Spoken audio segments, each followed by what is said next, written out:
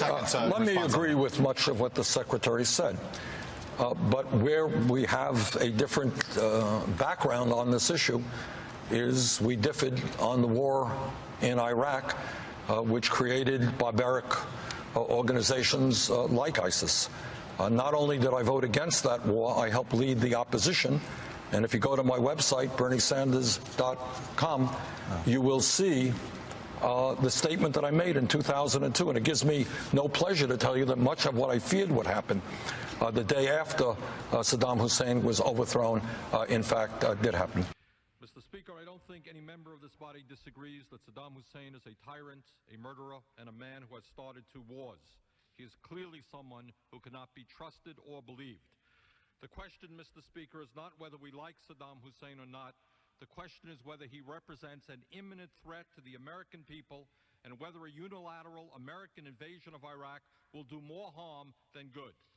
Mr. Speaker, the front page of the Washington Post today reported that all relevant U.S. intelligence agencies now say, despite what we have heard from the White House, that, quote, Saddam Hussein is unlikely to initiate a chemical or biological attack against the United States, end quote.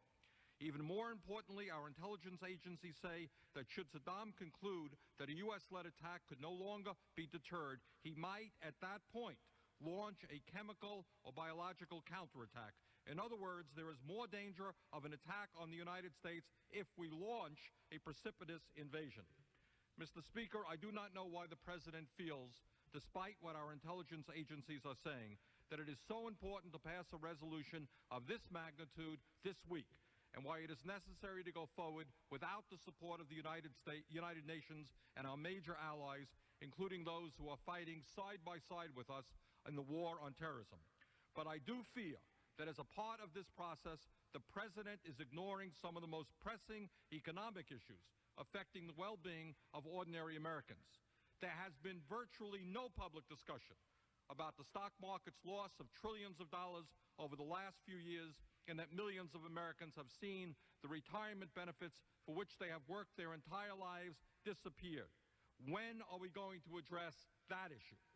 This country today has a $340 billion trade deficit, and we have lost 10% of our manufacturing jobs in the last 4 years, 2 million decent-paying jobs. The average American worker today is working longer hours for lower wages than 25 years ago. When are we going to address that issue? Mr. Speaker, poverty in this country is increasing, and median family income is declining. Throughout this country, family farmers are being driven off of the land, and veterans, the people who have put their lives on the line to defend us, are unable to get the health care and other benefits they were promised because of government underfunding. When are we going to tackle these issues and many other important issues that are of such deep concern to Americans? Mr. Speaker, in the brief time I have, let me give you 5 reasons why I'm opposed to giving the President a blank check to launch a unilateral invasion and occupation of Iraq, and why I will vote against this resolution. 1, I have not heard any estimates of how many young American men and women might die in such a war, or how many tens of thousands of women and children in Iraq might also be killed. As a caring nation, we should do everything we can to prevent the horrible suffering that a war will cause. War must be the last recourse in international relations, not the first. Second, I am deeply concerned about the precedent that a unilateral invasion of Iraq could establish in terms of international law and the role of the United Nations. If President Bush believes that the U.S. can go to war at any time against any nation, what moral or legal obligation could our government raise if another country chose to do the same thing? Third, the United States is now involved in a very difficult war against international terrorism, as we learned tragically on September 11th.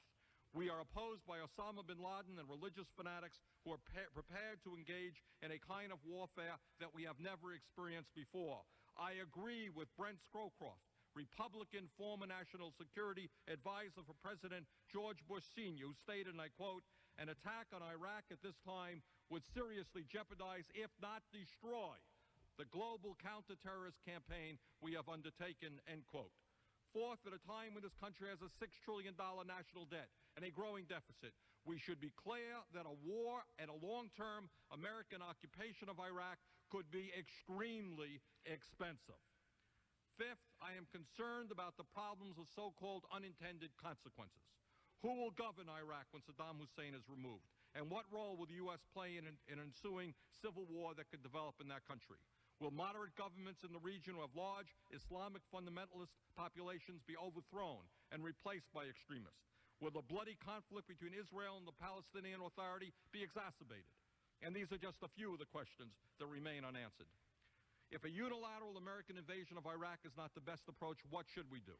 In my view, the U.S. must work with the United Nations to make certain, within clearly defined timelines, that the UN inspectors are allowed to do their jobs.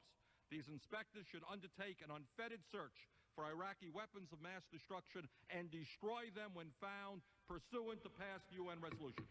If Iraq resists inspection and elimination of stockpiled weapons, we should stand ready to assist the UN in enforcing compliance.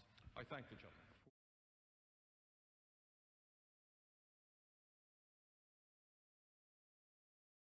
Gentleman from California, is he still here or did he disappear?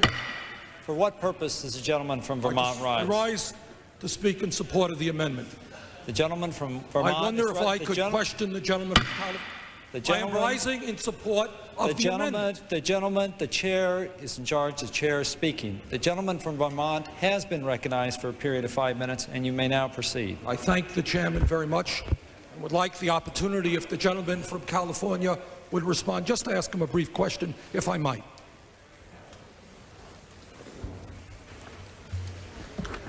Now, my ears may have been playing a trick on me, but I thought I heard the gentleman a moment ago say something, quote unquote, about homos in the military. Was I right in hearing that expression? Absolutely. Putting homosexuals in the military. You said something about homos in the military.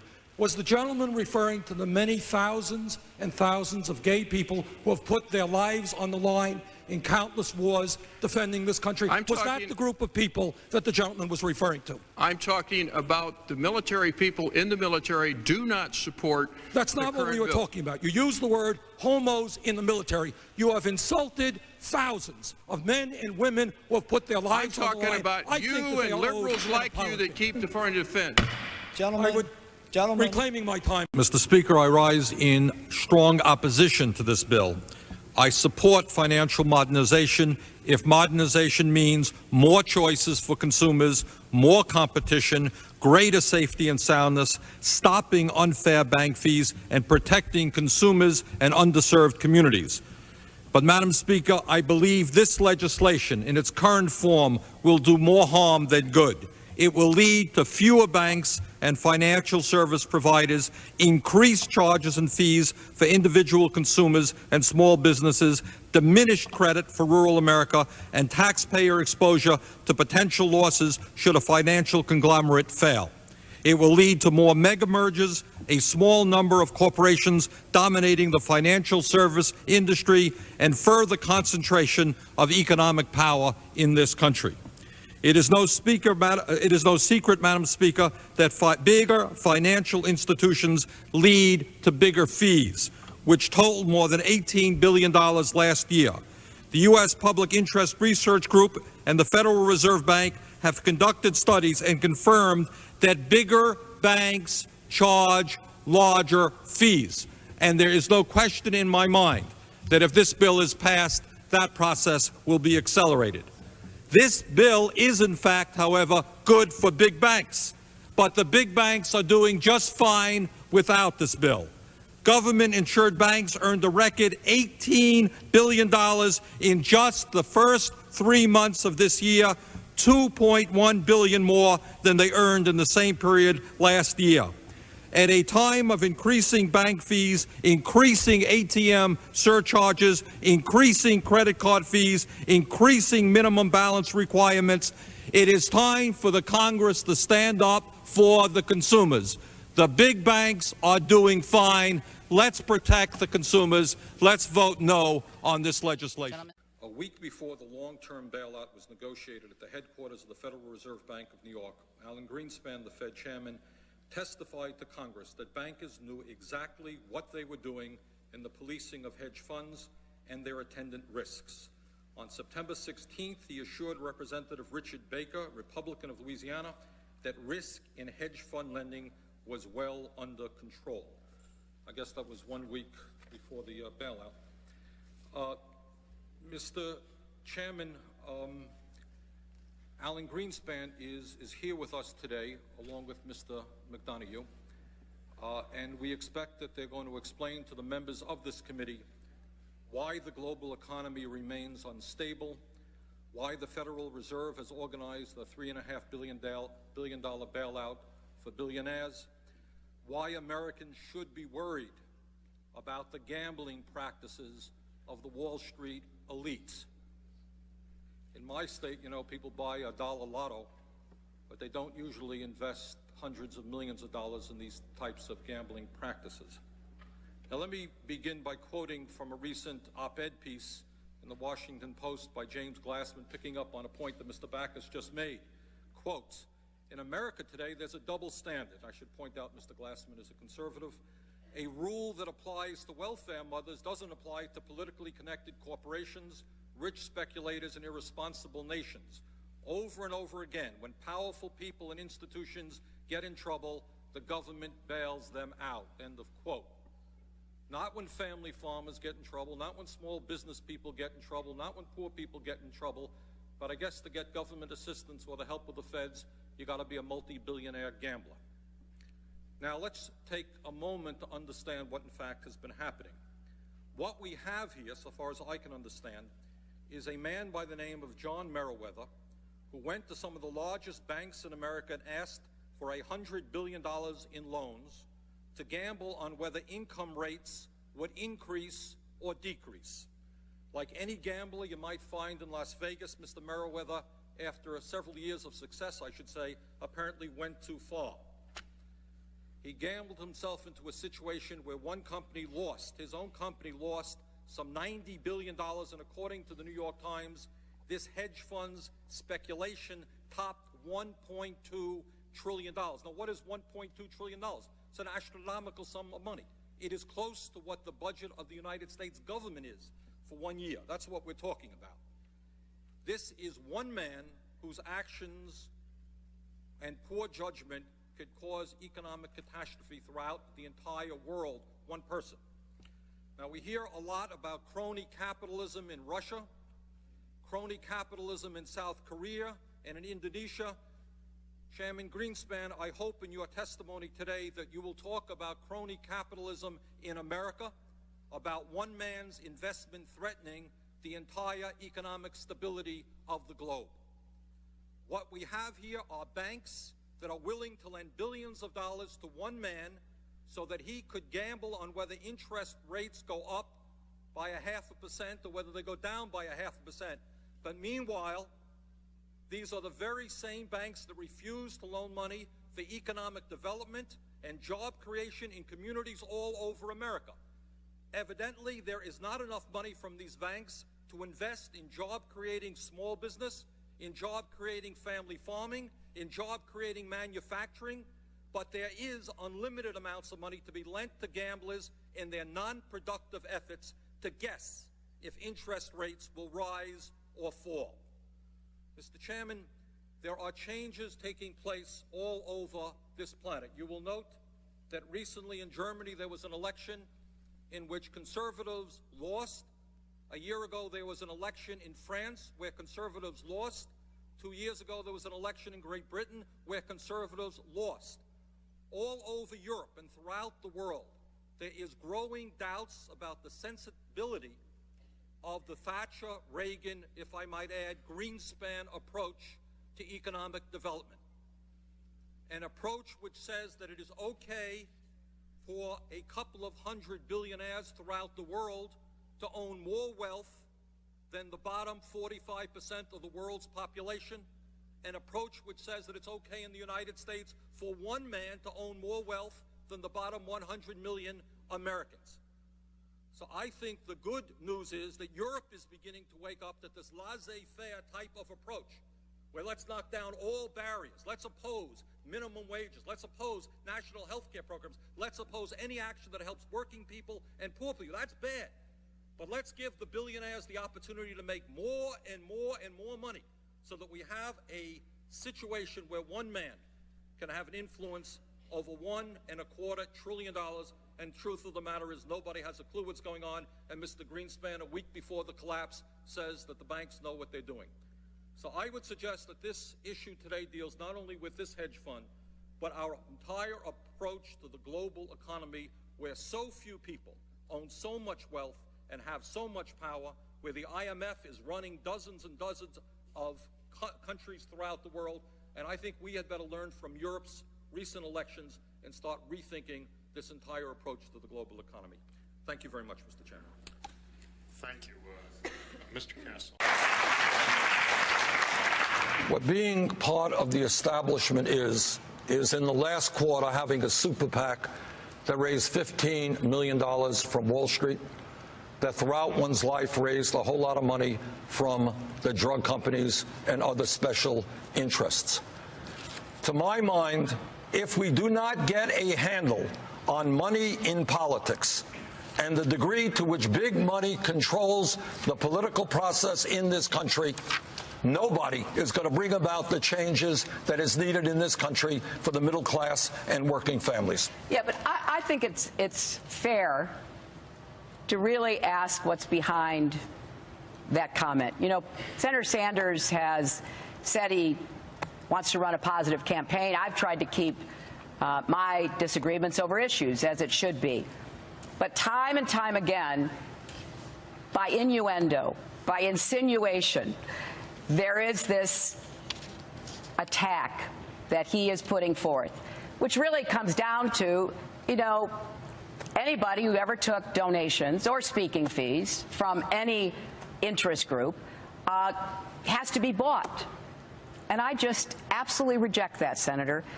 And I really don't think these kinds of attacks by insinuation are worthy of you. And enough is enough.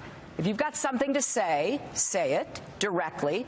But you will not find that I ever changed a view or a vote because of any donation that I ever received. And I have stood up and I have represented my constituents to the best of my ability, and I'm very proud of that. You know, so I think it's time to end the very artful smear that you and your campaign have been carrying out in recent weeks, and let's talk about the issues. Let's talk about the issues that divide us. Okay, let's talk we about both issues. agree with campaign finance reform. Let's talk about issues. I worked hard for McCain-Feingold. I want to reverse Citizens United. Let's talk about issues. Let's talk about issues. Let's talk about issues. All right, let's talk about why in the 1990s Wall Street got deregulated. Did it have anything to do with the fact that Wall Street spent billions of dollars on lobbying and campaign contributions? Well, some people might think, yeah, that had some influence. Let's ask why it is that we pay by far the highest prices in the world for prescription drugs, and your medicine can be doubled tomorrow, and there's nothing that the government can do to stop it. You think it has anything to do with the huge amounts of campaign contributions and lobbying from the fossil fuel industry? Let's talk about climate change. Do you think there is a reason why not one Republican has the guts to recognize that climate change is real and that we need to transform our energy system? Do you think it has anything to do with the Koch brothers and ExxonMobil pouring huge amounts of money into the political system? That is what goes on in America.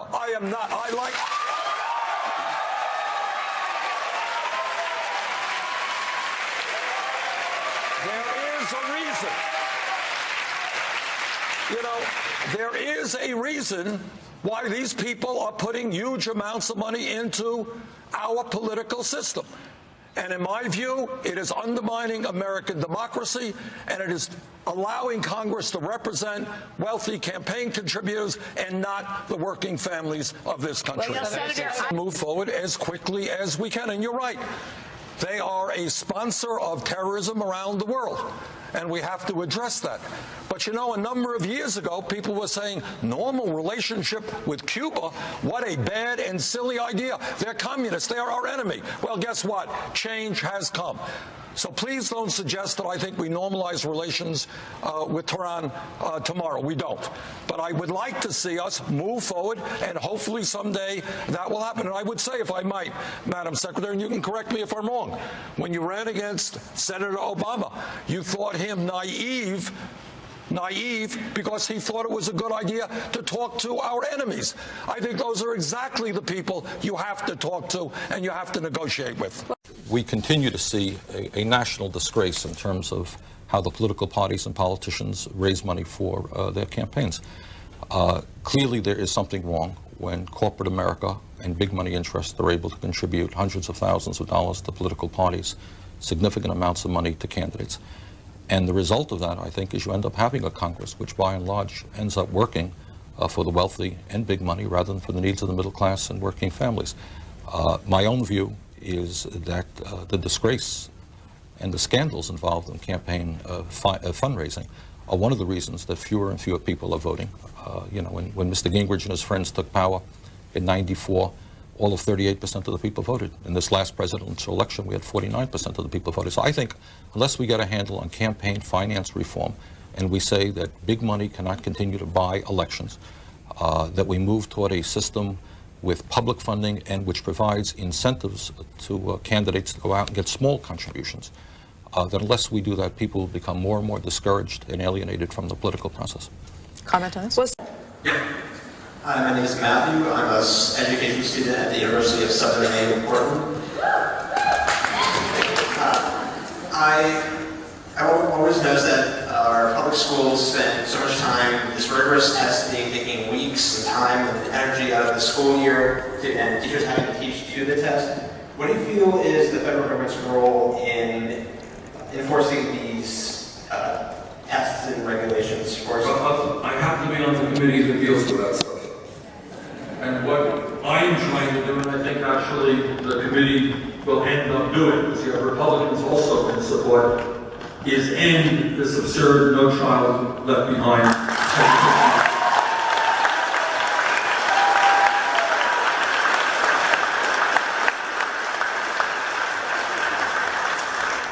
Your point is well taken. I can tell you in Vermont, I've met with many of the teachers. They are tired of teaching to the tests. They want a holistic approach to education, including arts. And I'm doing my best to end what has been a disastrous and failed experiment.